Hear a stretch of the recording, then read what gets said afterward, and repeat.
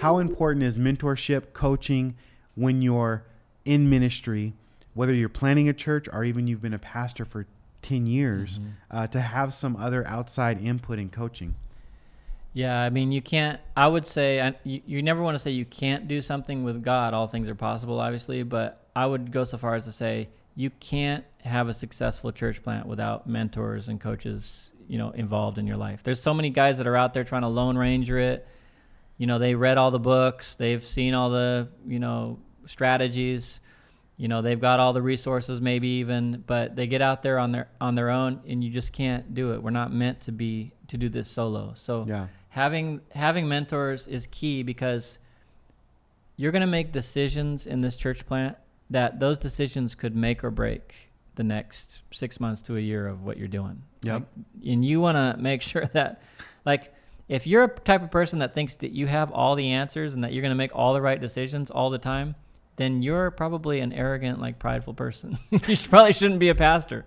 There's a lot of them out there, but, you probably shouldn't be, because you have to humble yourself and say, even though I've been doing this for a long time, like our case right now, I don't know this right decisions to make. I need those people, not just the elders and the people you have working with you. You need that too. You need a team. It's a team effort. Mm-hmm. But you need more mature or people of wisdom that are going to be able to speak into your life. So that's, you mentioned cultivate.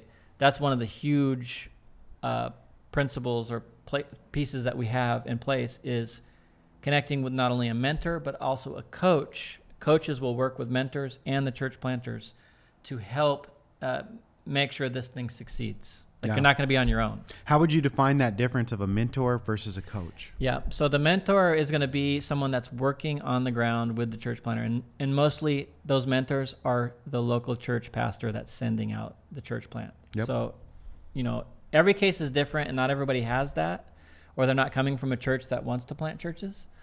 But a mentor will be that local pastor, local church pastor, that someone in their church, someone they know, wants to plant a church. They're going to be hands-on. They're going to meet with them a couple times a week, be that on-the-ground person.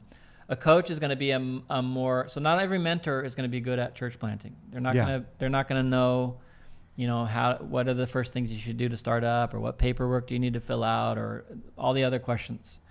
But they are going to be good at maturity, wisdom, help to make decisions in that local context.